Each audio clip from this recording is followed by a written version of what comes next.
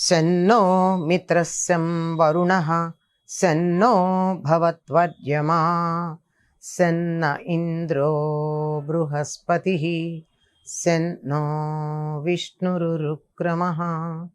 नमो ब्रह्मणे नमस्ते वायो त्वमेव प्रत्यक्षं ब्रह्मासि त्वामेव प्रत्यक्षं ब्रह्म वदिष्यामि ऋतं वदिष्यामि सत्यं वदिष्यामि तन्मामवतु तद्वक्तारमवतु अवतु माम् अवतु वक्तारम्। ओम शांति शांति शांति। श्री गुरुभ्यो नमः। श्री महागणाधिपतये नमः। श्रीमात्रे नमः। सर्वचैतन्य स्वरूपां ताम् आद्यां विद्यां च धीमहि बुद्धिं या नः प्रचोदयात्। ఏ శక్తి అయితే అన్ని జీవులలోనూ ఉండి వాటిని బుద్ధిని ప్రచోదన చేస్తూ ఉంటుందో అటువంటి సమస్తమైన జీవులలో ఉండే చైతన్య స్వరూపిణి అయినటువంటి ఆ జగన్మాతకి నమస్కారం. ఈ జగన్మాత సృష్ట్యాది నుండి ఇప్పటి వరకు ప్రతి మన్వంతరంలోనూ దుష్ట రాక్షసులు ఆవిర్భవించినప్పుడు ఆ రాక్షసులను సంహరించటం కోసం తాను రూపు కట్టి రాక్షస సంహారం చేసింది. ప్రతి మన్వంతరంలోనూ ప్రత్యేకంగా ఈ విధంగా రాక్షస సంహారం చేయడానికి ఆ తల్లి ఆవిర్భవించినటువంటిది ఆశ్వయుజ శుద్ధ పాడ్యమి. ఆనాటి నుండి 9 రోజులు శత్రువులతో రాక్షసులతో యుద్ధం చేసి వారి పరివారాన్నంతా సమూలంగా సంహరించి చిట్ట చివరికి 9వ నాడు రాక్షసుణ్ణి ప్రముఖంగా ఎవరైతే ఉన్నారో అతన్ని సంహరించటం జరుగుతుంది. ఆ తరువాత 10వ నాడు విజయోత్సవం చేసుకోవటం ఉంది. ఈ 9 రోజులు ఆ తల్లి రాక్షస సంహారం చేస్తున్నటువంటి సమయంలో ఆ తల్లికి నైతికమైనటువంటి బలం ఇస్తూ తమ శక్తులన్నీ కూడా అక్కడే కేంద్రీకరించబడి ఉండేటట్టుగా దేవతలు, మునులు, ఋషులు, దేవర్షులు అందరూ కూడా దీక్ష వహించారు. అందుకే నవరాత్రి దీక్ష అన్న పేరుతో మనం 9 రోజులు ఒక ప్రత్యేకమైన దీక్ష వహించటం ఉంది. ఈ విధంగా 9 రోజులు దీక్ష వహించి 10వ నాడు విజయోత్సవం చేసుకుంటే దానిని విజయదశమి అంటే విజయోత్సవం చేసుకున్నటువంటి దశమి అన్న అర్థంలో విజయదశమిగా చెప్పుకుంటాం. అటువంటి ఈ 9 రోజుల దీక్షల్లో ఒక్కొక్క అవతారంలో అమ్మవారు ఒక్కొక్క రూపంతో రాక్షసుల్ని సంహరించినటువంటి వాటిని చక్కగా ఒక చోట చేర్చి వాటిలో కొన్నింటిని తాము ప్రతిష్టాపించినటువంటి ఆలయంలో ఉన్నటువంటి దేవతామూర్తికి అలంకరింపచేసి తాము ఏ ఆగమానుసారం అక్కడ ప్రతిష్ఠించారో తత్సంబంధంగా అర్చించటం మనం చూస్తూ ఉంటాం. ఆవిడికి ఎన్ని రూపాలున్నాయి? ఎన్నో ఉన్నాయి. అన్ని రూపాలతోనూ మనం అర్చించలేం గనక 9 రోజులు 9 ప్రత్యేక రూపాలని అలంకరింపచేసి ఆరాధించటం సంప్రదాయంగా వస్తోంది. అటువంటి వాటిల్లో ప్రధానంగా మనం పరిగణించదలుచుకున్నట్టయితే విజయవాటికలో ఉండేటటువంటి స్వయంభూ అమ్మవారి స్వరూపం ఏదైతే ఉందో అటువంటి వాటిల్లో విజయవాటికలో స్వయంభువుగా వెలసినటువంటి అమ్మవారు దుర్గా. ఆ దుర్గని కనకదుర్గ అన్న పేరుతో పిలుస్తారు. అందుకని ప్రధానంగా ప్రారంభం రోజున స్వర్ణ కవచాలంకృత కనకదుర్గాదేవిగా అమ్మవారిని అలంకరించటం మనకు కనపడుతుంది. ఏమి అమ్మవారికి అనేక బంగారాభరణాలు ఉంటాయి కదా, ప్రత్యేకంగా స్వర్ణ కవచం అలంకరించేదాన్ని విడిగా చెప్పడం దేనికి అంటే దీనికి ఒక ఐతిహ్యం ఉంది. అమ్మ ఎప్పుడు ఆవిర్భవించిందో మనకి తెలియదు.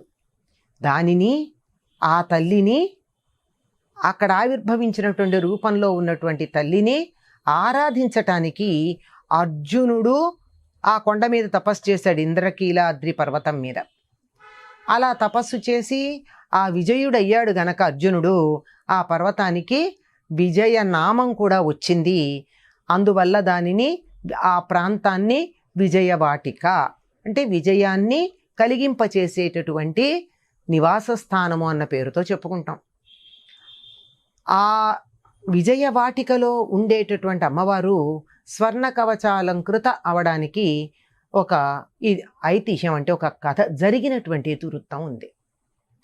8వ శతాబ్దంలో విజయవాడ, అప్పటికి దాని పేరు విజయవాటిక లేక విజయవాడ లేక బెజవాడ అన్న పేరుతో కూడా దాన్ని పిలుస్తూ ఉండేవారు.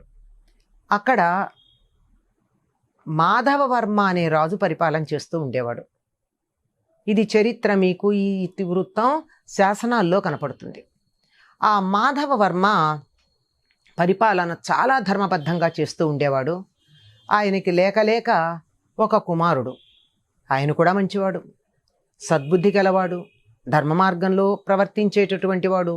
అటువంటి వాడు ఒక రోజున ఎవరో పొగరుబోతు గుర్రాలను తెచ్చిస్తే వాటిని తాను స్వాధీనం చేసుకుంటాను అని వాటిని కట్టినటువంటి గుర్రం మీద వాటిని రథాన్ని తోలుకుంటూ బయలుదేరాడు.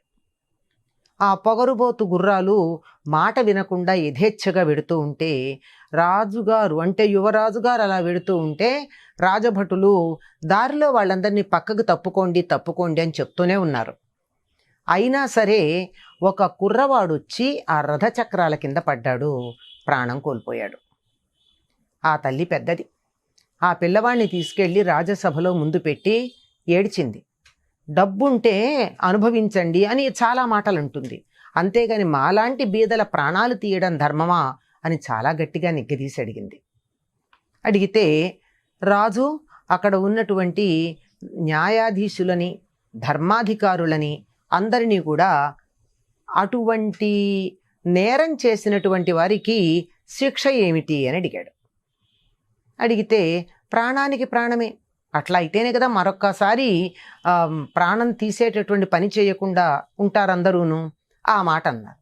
అంటే అప్పుడు అని చివరికి ఒక మాట అంటారు వాళ్ళు, రాజకుమారుడండి, ఆ పొగరుబోతు గుర్రాల వల్ల జరిగింది, ధర్మ మార్గంలో ఉంటాడు, ఎప్పుడూ దారి తప్పలేదు, అటువంటి రాజకుమారుడు గనక మరణదండన విధించద్దు అని ఆ ధర్మాధికారులందరూ కూడా, అంటే ధర్మాచార్యులు, ప్రాడ్వివాకులు అంటారు, న్యాయశాస్త్ర ప్రవీణులు, వాళ్ళందరూ కలిసి ఒక తీర్మానం చేశారు.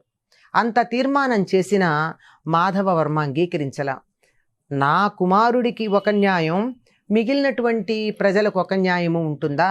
లేదు. అందరికీ ఎటువంటి న్యాయం అమరు జరుపుతారో అటువంటి న్యాయమే నా కుమారుడికి కూడా అమలు జరపవలసినది అని ఆయన గట్టిగా తన నిర్ణయాన్ని వెలిబుచ్చాడు. చెయ్యగలిగిందేం లేదు రాజుగారి మాట అనడానికి. ఉన్నది ఒక్కడే ఒక్క కొడుకు, రాజ్యానికి వారసుడు, మంచివాడు, పొరపాటున జరిగింది. అతడు చనిపోతే రాజుకు వారసులు కూడా ఉండరు. అయినా సరే ధర్మం అంటే ధర్మం. రాజు మరణశిక్షని నిశ్చయం చేస్తూ నిర్ణయం చెప్పి సింహాసనం దిగి భోరున ఏడ్చట. అంటే సింహాసనం మీద కూర్చున్నప్పుడు రాజు, దిగాక తండ్రి ఏం చేయగలడు?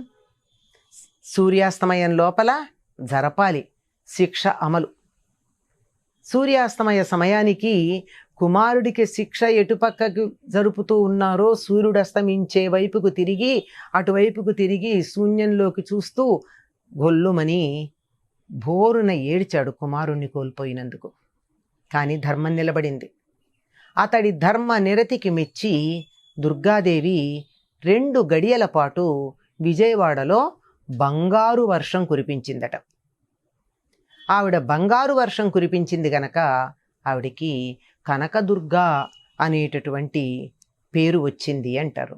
ఎవరు కూడా విజయవాడ దుర్గా అనరండి.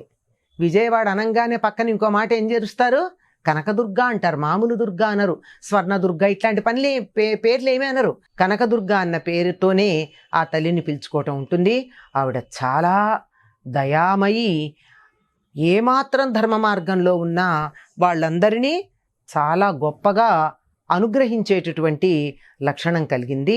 ఆవిడ సహజమైనటువంటి ఆ ధర్మాన్ని మెచ్చుకుని బంగారాన్ని కురిపించే తల్లి గనక ఈ మొదటి రోజున కనకదుర్గాదేవిగా ఆ తల్లికి స్వర్ణ కవచాన్ని అలంకరించి పూజించుకోవడం జరుగుతూ ఉంటుంది. ఇక్కడ బంగారం అంటే మన ఆభరణాలు చేయించుకునే లోహం మాత్రమేనా? కాదండి.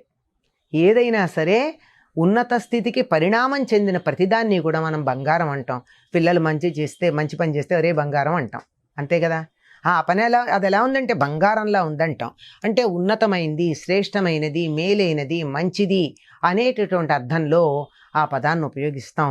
అటువంటి స్వర్ణ కవచాన్ని ధరించినటువంటి తల్లి, ఆ తల్లిని మనం ప్రార్థించుకుందాం. మొట్టమొదటి రోజున మాతర్మే మధుకైట భగ్ని మహిష ప్రాణాపహారోద్యమే హేలా నిర్మిత ధూమ్రలోచనవధే హే చండముండార్దిని నిశ్శేషీకృత రక్త బీజదనుజే నిత్యే నిశుంభావహే శుంభద్వంసిని సంహరాసు దురితం దుర్గే నమస్తే అంబికా. ఆవిడ పోగొట్టేది ఏమిటి అంటే దురితం, పాపాన్ని పోగొడుతుంది. తప్పు చేస్తే కదా పాపం ఉండేది.